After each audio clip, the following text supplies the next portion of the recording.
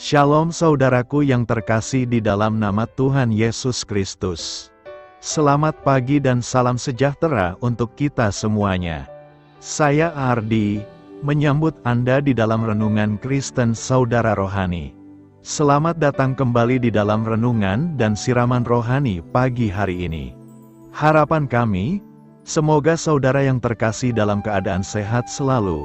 Kiranya damai dan sukacita Roh Kudus melimpah dan tercurah di dalam hati dan pikiran saudara saat ini. Mari luangkan waktu saudara selama 30 menit ke depan untuk mendengarkan siraman khotbah pagi dan saat teduh bersama kami tim Diakonia Saudara Rohani. Sebelum kita mulai renungan kita pada pagi ini, marilah kita bersama-sama berdoa. Selamat pagi Allah Bapa di surga, Allah Bapa yang ajaib dan perkasa. Allah yang Maha Pengasih dan Maha Baik. Allah yang kami kenal melalui Yesus Kristus penyelamat kami. Terima kasih untuk penjagaan-Mu semalaman, sehingga kami bisa tidur dengan nyenyak. Terima kasih untuk pagi yang indah yang Tuhan sediakan untuk kami. Berkati kami yang ada di sini Tuhan. Berkati semua orang yang kami cintai. Berkati semua orang di sekitar kami, agar kami menerima yang terbaik. Tuhan, kami mau berdoa untuk sahabat, keluarga, dan rekan kami yang sedang sakit. Kiranya Tuhan berkenan untuk menjamah, Tuhan berkenan untuk menyembuhkan segala penyakit yang ada di dalam dirinya. Berkati juga obat yang dikonsumsi, dokter, perawat, serta keluarga yang mendampingi, biar mereka bisa menjalankan perannya dengan baik, dan saudara kami bisa sembuh dan beraktivitas seperti sedia kala. Pada hari ini, kami anak-anak-Mu akan melakukan berbagai aktivitas. Kami akan bekerja, dan menjalankan tanggung jawab kami, kiranya Kau yang mampukan. Kami serahkan seluruh rencana dan agenda hari ini ke dalam tangan Tuhan. Biar Tuhan yang berkarya dan biarkan semua rencana sesuai dengan kehendak-Mu ya Tuhan Yesus yang baik. Ampuni dosa dan kesalahan kami dan jadikan kami pribadi yang lebih baik setiap hari. Terima kasih karena telah membolehkan kami untuk kembali menghirup udara segar di pagi hari ini, menikmati seluruh anugerah yang telah Engkau berikan kepada kami. Ajar kami menjadi pribadi yang lebih baik lagi. Itu semua karena kebaikan dan curahan kasih yang nyata dari Engkau di kehidupan kami. Demikian permohonan singkat kami saat ini. Hadirlah Tuhan di dalam ibadah kami pagi hari ini. Haleluya. Dalam nama Tuhan Yesus, aku sudah berdoa. Amin. Sahabat pendengar saudara rohani, pembacaan ayat emas Alkitab renungan kita hari ini terambil dari kitab 2 Timotius 1 ayat 6 sampai dengan ayat 10. Karena itulah kuperingatkan engkau untuk mengobarkan karunia Allah yang ada padamu oleh penumpangan tanganku atasmu. Sebab Allah memberikan kepada kita bukan roh ketakutan, melainkan roh yang membangkitkan kekuatan, kasih dan ketertiban. Jadi janganlah malu bersaksi tentang Tuhan kita dan janganlah malu karena aku, seorang hukuman karena Dia, melainkan ikutlah menderita bagi Injil-Nya oleh kekuatan Allah. Dialah yang menyelamatkan kita dan memanggil kita dengan panggilan kudus, bukan berdasarkan perbuatan kita, melainkan berdasarkan maksud dan kasih karunia-Nya sendiri, yang telah dikaruniakan kepada kita dalam Kristus Yesus sebelum permulaan zaman dan yang sekarang dinyatakan oleh kedatangan Juru Selamat kita Yesus Kristus, yang oleh Injil telah mematahkan kuasa maut dan mendatangkan hidup yang tidak dapat binasa. Ayat renungan kita pada pagi hari ini terambil dari kitab 2 Timotius 1 ayat 6 sampai dengan ayat 10. Inti dari ayat emas renungan kita adalah, Allah menyelamatkan kita dan memanggil kita dengan panggilan kudus, bukan berdasarkan perbuatan kita, melainkan berdasarkan maksud dan kasih karunia-Nya sendiri. Mari kita mulai renungan pagi kita. Kata-kata bijak yang dapat kita petik adalah, kuasa untuk hidup kudus. Renungan kita pada hari ini ditulis dan disusun oleh Elisa Morgan. Mari kita mulai kisah inspiratif. Sewaktu kecil, putri saya senang bermain dengan keju Swiss yang menjadi menu makan siangnya. Ia meletakkan lembaran keju berwarna kuning muda itu pada wajahnya seperti topeng, sambil berkata, "Ma, lihat aku." Matanya yang hijau berkilau mengintip dari 2 lubang pada keju tersebut.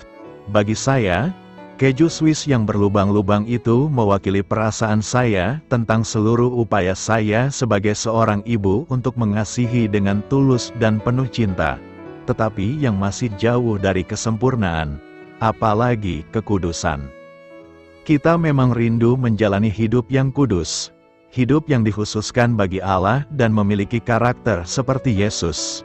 Namun, hari demi hari, kekudusan tampaknya tak kunjung diraih. Selalu saja ada lubang di sana-sini. Dalam 2 Timotius 1 ayat 6-7, Paulus menulis kepada muridnya Timotius dan mendorongnya untuk hidup sesuai dengan panggilannya yang kudus.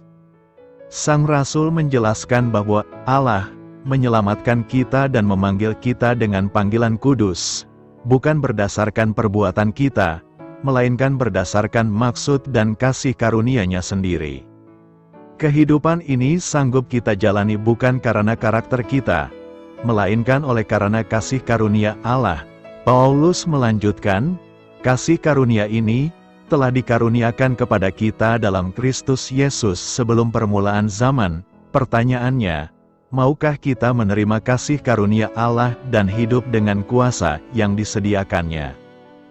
Baik dalam mengasuh anak, menjalani pernikahan, bekerja, atau mengasihi sesama, Allah memanggil kita untuk hidup kudus. Hal ini dapat terwujud bukan karena usaha kita untuk menjadi sempurna, melainkan hanya karena kasih karunia-Nya.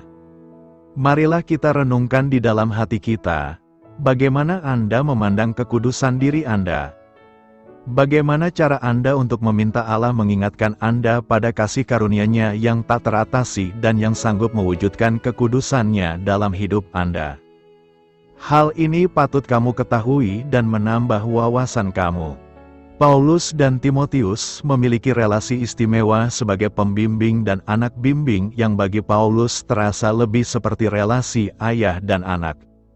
Walaupun ada banyak pria dan wanita yang dimuridkan dan dilatih oleh Paulus untuk melakukan pelayanan, termasuk Titus, Tikhikus, Aristarchus, Aquila, dan Priscilla, dan lain-lain, ada relasi yang jelas-jelas berbeda dengan Timotius. Dalam 1 Korintus 4 ayat 17, Paulus memperkenalkan dirinya kepada orang-orang percaya di Korintus. Justru itulah sebabnya aku mengirimkan kepadamu Timotius, yang adalah anakku yang kekasih dan yang setia dalam Tuhan. Inilah ungkapan kuat yang tidak biasa diucapkan Paulus dan dengan jelas menggambarkan kedalaman relasi mereka. Tidak heran dalam pesan-pesan terakhirnya ia meminta Timotius untuk menemuinya. Berusahalah supaya segera datang kepadaku. Tuhan yang menyelamatkan dan memanggil kita. 2 Timotius 1 ayat 9 berkata, Dialah yang menyelamatkan kita dan memanggil kita dengan panggilan kudus, bukan berdasarkan perbuatan kita, melainkan berdasarkan maksud dan kasih karunia-Nya sendiri, yang telah dikaruniakan kepada kita dalam Kristus Yesus sebelum permulaan zaman. Nas hari ini memberikan beberapa pelajaran dan perenungan penting dalam kehidupan kita, yakni: pertama, Tuhan yang menyelamatkan kita. Keselamatan tidak dicari dimanapun kecuali dalam Kristus. Secara iman Kristen, keselamatan itu hanya bisa didapatkan di dalam Kristus. Manusia tidak dapat memberikannya, atau dunia ini pun tidak mampu memberikannya. Keselamatan itu tidak bisa dibeli dengan uang, atau kita peroleh dengan perbuatan baik kita. Keselamatan itu adalah anugerah Tuhan. Tuhan memberikannya dengan anugerah-Nya kepada setiap orang yang percaya kepadanya. Kedua, Tuhan memanggil kita dengan panggilan kudus, bukan berdasarkan perbuatan kita, melainkan berdasarkan maksud dan kasih karunia-Nya sendiri, yang telah dikaruniakan kepada kita dalam Kristus Yesus sebelum permulaan zaman. menyelamatkan kita dalam rencananya dari kasih karunia yang diberikan kepada kita dalam Kristus Yesus sebelum dunia mulai atau dijadikan, mendahului panggilannya kepada kita pada waktunya dengan suatu panggilan yang dibuat efektif oleh Roh Kudus. Karena itu, menyelamatkan kita, mendahului, memanggil kita. Panggilan kudus itu artinya panggilan untuk hidup kudus.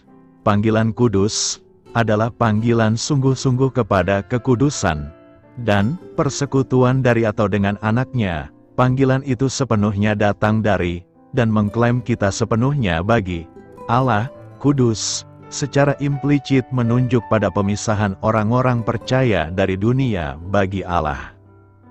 Dalam menyelamatkan kita, Tuhan membuat kita menjadi penerima-penerima dari panggilan Injil yang efektif, yakni panggilan kudus. Karena itu bukan hanya menyatakan kekudusan Allah, tetapi itu juga dengan jelas merupakan suatu panggilan kepada kekudusan kehidupan, kepada tugas yang kudus, dan kepada suatu kondisi dari ketidakberdosaan dan kebaikan yang kekal. Ketiga, keselamatan itu bukan berdasarkan perbuatan baik kita, tetapi berdasarkan rencana Allah dari kekekalan. Bukan berdasarkan, artinya tidak mempedulikan atau mempertimbangkan perbuatan baik kita dalam pemilihan dan panggilannya. Keselamatan berasal mula dari rencana kebaikannya sendiri, bukan dari perbuatan baik kita, tetapi sepenuhnya dari kasih yang bersifat kasih karunia dan memilih kasih karunia yang telah diberikan kepada kita dalam rencana kekalnya, dianggap sebagai sungguh-sungguh telah diberikan. Bukan berdasarkan perbuatan kita, gagasannya adalah bahwa perbuatan baik kita sama sekali tidak menyebabkan Allah memanggil kita. Seperti pada waktu kita menjadi orang-orang Kristen, Ia tidak memilih kita karena perbuatan baik kita. Demikian juga rencana kekal berkenaan dengan keselamatan kita tidak bisa telah dibentuk karena Ia melihat lebih dulu bahwa kita akan melakukan perbuatan-perbuatan sedemikian rupa yang merupakan alasan mengapa Ia memilih kita. Seluruh pengaturan tak ada hubungannya dengan ganjaran kita. Perbuatan baik kita adalah karena kita sudah diselamatkan oleh Tuhan, bukan supaya kita diselamatkan oleh-Nya. Karena itu, pemanggilan Tuhan bagi kita bukan karena perbuatan baik kita, melainkan karena kasih karunia-Nya untuk memberikan keselamatan bagi kita. Kobarkan karunia Allah yang ada padamu. Karunia rohani adalah kesanggupan kelimpahan ilahi yang diberikan Tuhan kepada setiap orang percaya sejati kepada Yesus Kristus demi pelayanannya di bumi. Alasan Roh Kudus melimpahkan karunia-Nya kepada gereja ialah karena kitalah orang-orang yang bertugas melaksanakan program kerja Tuhan dalam generasi kita. Kitalah yang diberikan visi dan misi pelayanan yang harus kita capai dengan karunia-karunia rohani tersebut. Karunia Allah seperti nyala api yang harus dikobarkan, supaya mencapai suhu panas yang maksimal agar berfungsi dengan baik sesuai dengan tujuannya. Pernahkah kita membakar ikan besar dengan bara api yang panasnya tidak maksimal atau menggoreng ikan dengan api kompor yang sangat kecil? Bagaimana hasilnya? Pasti ikannya tidak akan pernah masak. Pernahkah kita melihat bagaimana seorang tukang besi meleburkan besi dengan api untuk membuat pedang atau parang? Bagaimana jadinya kalau apinya tidak dikobarkan sampai panas yang maksimal? Demikian juga dengan karunia Allah dalam diri kita, tidak akan berfungsi dengan baik jika tidak dikobarkan untuk mencapai suhu yang maksimal. Pertanyaan kita sekarang adalah bagaimana caranya mengobarkan karunia Allah yang ada pada kita? Pertama, singkirkan ketakutan yang ada dari hidupmu. Penghalang utama berfungsinya karunia Allah dalam hidup kita adalah ketakutan. Perhatikan baik-baik apa kata firman Tuhan tentang ketakutan. 2 Timotius 1 ayat 7. Sebab Allah memberikan kepada kita bukan roh ketakutan. Allah tidak pernah memberikan kepada kita roh ketakutan. Roh ketakutan bukan berasal dari Allah, tapi dari iblis. Jadi jika kita takut itu berarti kita sementara mempercayai perkataan iblis dalam hidup kita. Roh ketakutan akan membangkitkan perasaan malu, minder, terintimidasi, tertekan yang pada akhirnya akan membuat kita lemah. Roh ketakutan juga akan membangkitkan pikiran yang negatif yang akan menghasilkan sikap dan perilaku yang negatif. Roh ketakutan juga akan menimbulkan perasaan tidak tenang, kepanikan, dan kebingungan yang pada akhirnya akan membuat kita tidak bisa mengambil keputusan yang baik. Perhatikan baik-baik apa yang dikatakan firman Tuhan. Allah memberikan kepada kita bukan roh ketakutan, melainkan roh yang membangkitkan kekuatan, kasih, dan ketertiban. Kedua, jangan bertindak ragu-ragu. Penghalang yang lain yang membuat karunia Allah tidak maksimal dalam hidup kita adalah keraguan. Keraguan itu seringkali memunculkan pertanyaan-pertanyaan seperti ini dalam hati kita. Apakah saya memiliki karunia Allah dalam diri saya? Apakah saya layak mendapatkan karunia Allah?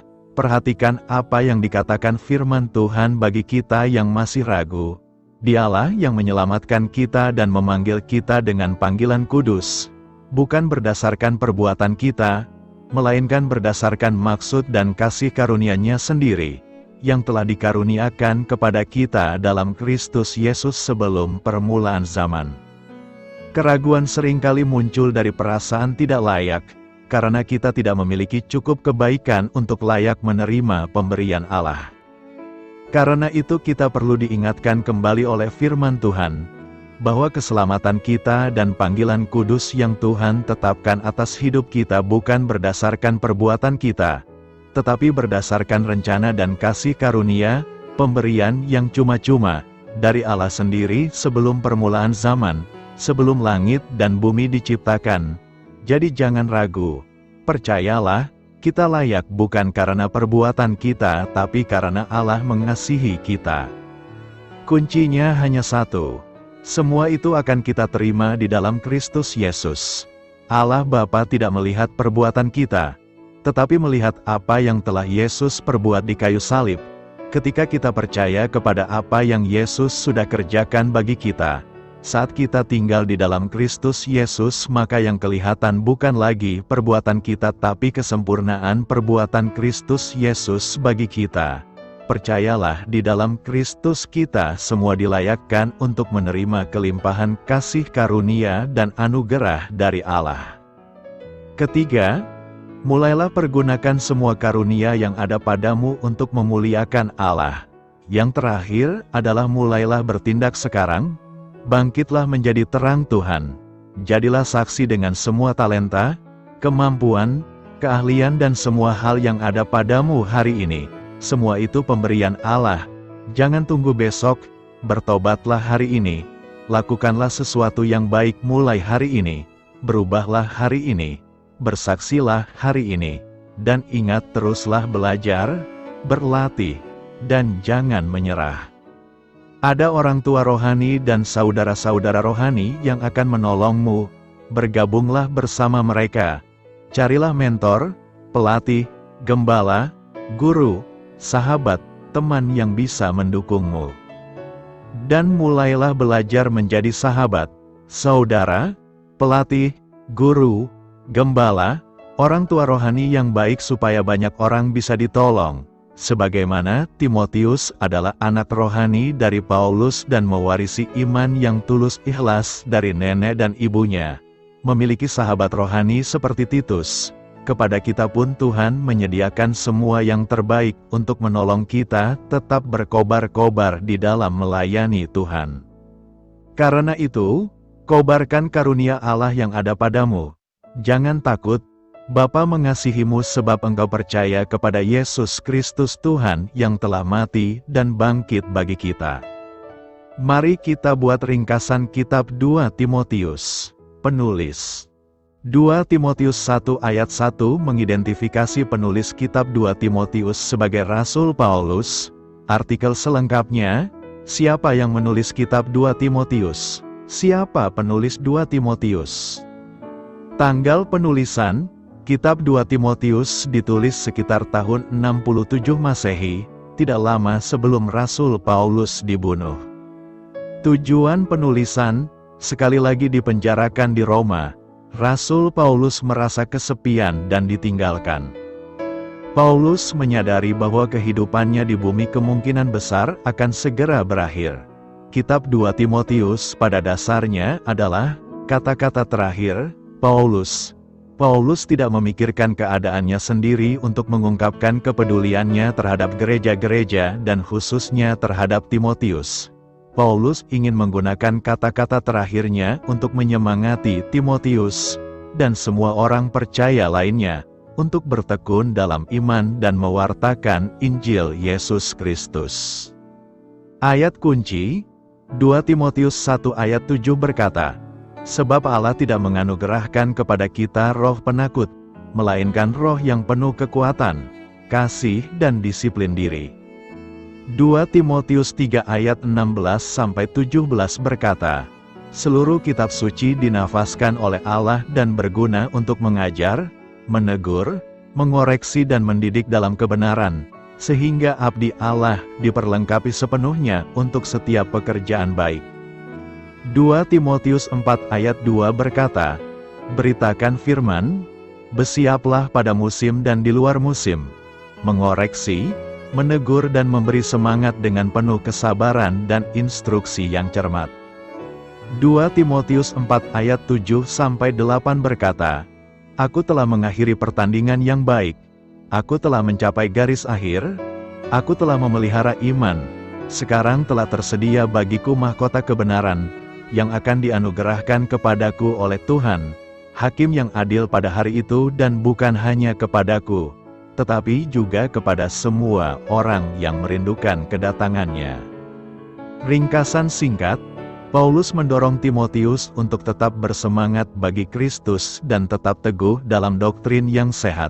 Paulus mengingatkan Timotius untuk menghindari kepercayaan dan praktek yang tidak saleh dan menjauhi segala sesuatu yang tidak bermoral. Di akhir zaman akan terjadi penganiayaan hebat dan kemurtadan dari iman Kristen.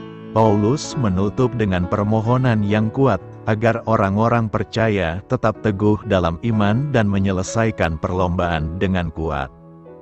Paulus sangat prihatin ketika memperingatkan Timotius dan orang-orang yang digembalakannya tentang bahaya guru-guru palsu sehingga ia mengutip kisah para ahli sihir Mesir yang menentang Musa. Meskipun nama mereka tidak disebutkan dalam Perjanjian Lama, tradisi mengatakan bahwa orang-orang ini menghasut pembangunan anak lembu emas dan dibunuh bersama para penyembah berhala lainnya.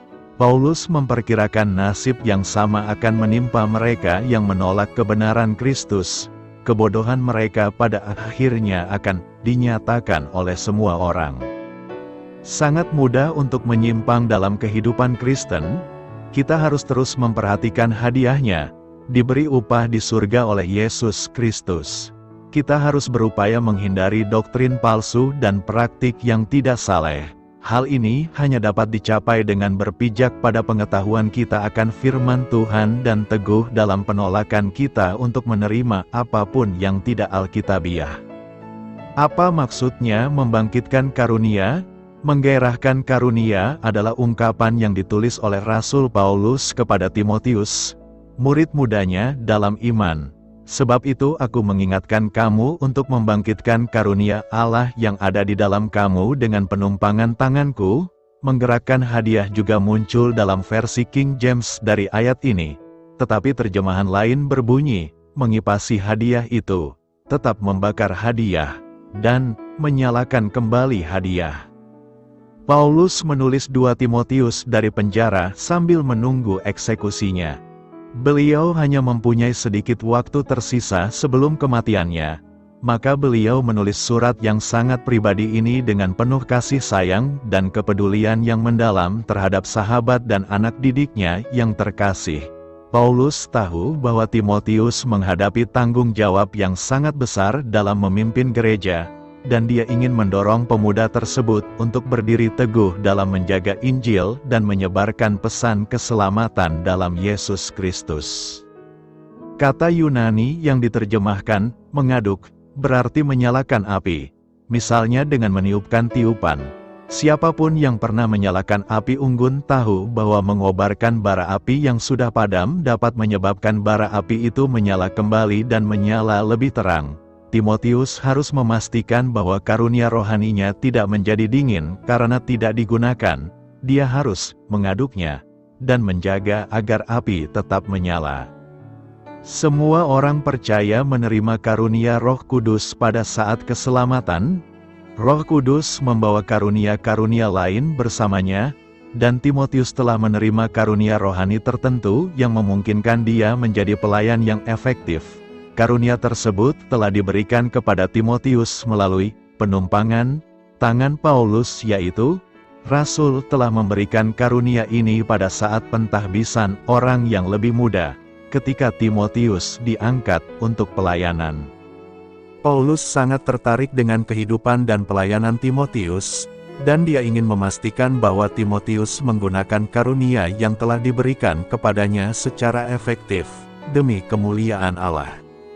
Bukan karena Paulus menganggap iman Timotius lemah atau sekarat, namun ia ingin Timotius mengalami kepenuhan anugerah Allah. Karunia yang kita terima dari Tuhan melalui kepenuhan Roh Kudus tidak diberikan kepada kita untuk dikembangkan sepenuhnya, tetapi perlu diperkuat dan dimatangkan melalui penggunaan. Karunia yang Timotius harus bangkitkan kemungkinan besar adalah karunia administrasi pastoral atau karunia berkhotbah, yang diperlukan untuk pemberitaan Injil yang berani. Paulus mengaitkan tugasnya untuk mengobarkan karunia itu dengan kepribadian Timotius yang pemalu. Tepat setelah ia mengingatkan Timotius untuk mengobarkan karunia rohani yang Allah berikan kepadanya, Paulus berkata, "Sebab Allah tidak menganugerahkan kepada kita roh ketakutan dan rasa takut, melainkan roh kekuasaan, kasih dan disiplin diri." Roh Kudus tidak serta-merta mengubah orang yang pemalu menjadi orang yang terbuka.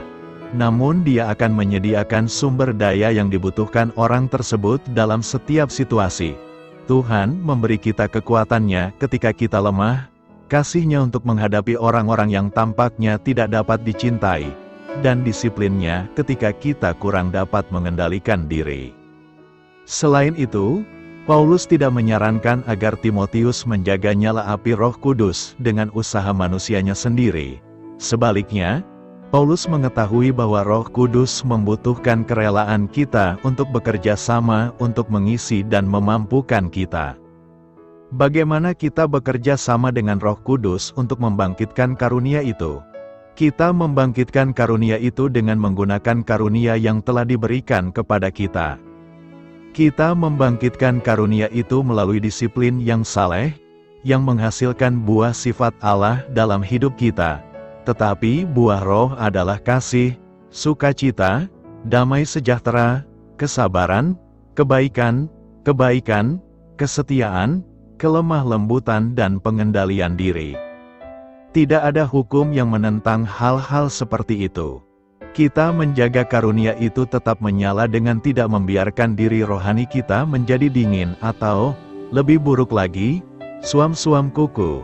Seperti yang terjadi pada gereja di Laodikia, kita mengobarkan api iman dengan terus mengikuti roh, mengikuti arahan dan bimbingan Roh Kudus dalam setiap aspek kehidupan kita. Kita mengobarkan karunia itu dengan tidak memadamkan atau mengabaikan roh Allah, namun membiarkan Dia bertumbuh dalam diri kita seperti api yang hidup dan menyala-nyala. Allah memberikan roh yang membangkitkan. 2 Timotius 1 ayat 7 berkata, "Sebab Allah memberikan kepada kita bukan roh ketakutan, melainkan roh yang membangkitkan kekuatan, kasih dan ketertiban." Ketakutan merupakan bagian dari kehidupan manusia yang selalu menghantui kita. Menghadapi ketakutan ini, Paulus memberikan keyakinan bahwa Allah memberikan kita roh yang membangkitkan kekuatan, kasih dan ketertiban, bukan roh ketakutan. Timotius yang diutus oleh Paulus mengalami situasi yang membuatnya takut. Tidak ada manusia yang tidak memiliki rasa takut. Yesus pun pernah mengalami ketakutan ketika berada di Taman Getsemani. Sebab itu Yesus berkata, "Bapa, kalau boleh biarkan cawan ini lalu daripadaku." Ini kemanusiaan Yesus. Tetapi Dia mengembalikan semua hal itu pada kehendak Bapa di sorga. Inilah yang membuat Yesus menjadi kuat. Setiap manusia memiliki persoalan berbeda yang menimbulkan rasa takut. Ketakutan Timotius berbeda dengan janda di Sarfat. Akibat krisis ekonomi menimbulkan ketakutan kepada janda di Sarfat bahwa sebentar lagi dia akan mati karena bahan makanan yang ada hanya cukup untuk sekali makan, masalah perut. Keberadaan Paulus dalam penjaralah yang menimbulkan rasa takut dan malu dalam diri Timotius. Itu sebabnya Paulus menulis, "Jangan malu karena aku dipenjara karena memberitakan Injil." Paulus juga berkata bahwa Allah tidak memberikan kepada kita roh ketakutan. Hal yang sama menjadi janji Tuhan kepada kita. Dia tidak memberikan roh yang membuat kita takut, tetapi spirit yang membuat kita memiliki power yang di dalamnya ada cinta. Cinta saja tidak cukup. Timotius cinta kepada Paulus, tetapi dia tidak memiliki kekuatan untuk melakukan tugas dari Paulus agar Timotius mengobarkan karunia-karunia yang ada padanya. Ada ketakutan dalam diri Timotius sebagai seorang hamba Tuhan muda, apalagi dia berhadapan dengan jemaat-jemaat dan ajaran sesat yang ada saat itu. Kita pun pasti mengalami hal-hal dalam hidup yang membuat kita takut. Tapi karena anugerah Tuhan, kita masih ada sampai saat ini. Paulus mengingatkan Timotius bahwa Tuhan memberikan kepada kita bukan roh ketakutan, tetapi spirit yang membangkitkan kekuatan cinta. Berapa banyak kita yang tidak memiliki kekuatan cinta? Kita kuat tetapi tidak mempunyai cinta. Kita cinta tetapi tidak kuat untuk mendorong cinta itu menerima perbedaan. Apa yang akan kita peroleh dalam sebuah kekuatan yang di dalamnya ada cinta? Sebab Allah memberikan kepada kita bukan roh ketakutan. Artinya ada selalu kekuatan pendamping yang menyertai kita, menopang kita, mensupport kita yang Allah sediakan dari dirinya sendiri bagi kita. Dan itulah kekuatan dahsyat milik Allah yang akan terus melengkapi hidup kita dari hari ke hari. Itulah roh keberanian untuk menghadapi segala macam tantangan dan permasalahan, kemampuan untuk mencari solusi dari rupa-rupa persoalan hidup, sehingga semuanya dihadapi dengan senyum. Bukan roh ketakutan, melainkan roh yang membangkitkan kekuatan, menyadarkan kita dengan sungguh bahwa roh penakut, roh peragu, roh cepat putus asa dan roh-roh kerdil lainnya, itu bukan yang Tuhan lengkapi dalam hidup kita. Roh dari Tuhan itu roh yang bisa memberi optimisme, sebuah kekuatan yang bisa memulihkan semangat di saat tekanan batin mencekam oleh rupa-rupa soal. Roh dari Tuhan itu roh yang memberi spirit, sehingga tidak ada kenal kata give up atau menyerah. Tetapi, roh yang membangkitkan keberanian, keberanian untuk menjalani hidup dan perjuangan, keberanian untuk menghadapi semua kemungkinan yang terjadi. Keberanian untuk bersaksi kepada dunia ini bahwa kita punya Allah yang berkuasa dan Tuhan perkasa. Roh itu pula yang terus mengasihi kita sehingga kita dimampukan mengasihi sesama.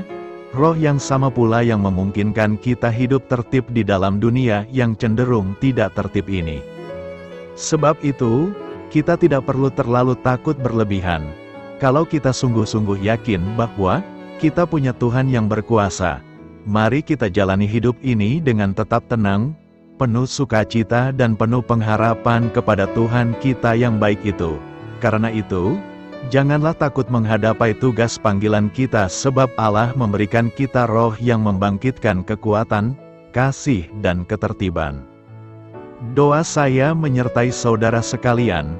Marilah kita menyampaikan doa syafaat. Ya Allah, tolonglah aku menjalani hidup yang kudus, dengan bersandar pada kasih karunia-Mu, dan bukan pada usahaku sendiri. Amin. Sampaikan harapan dan permintaan saudara kepada Tuhan.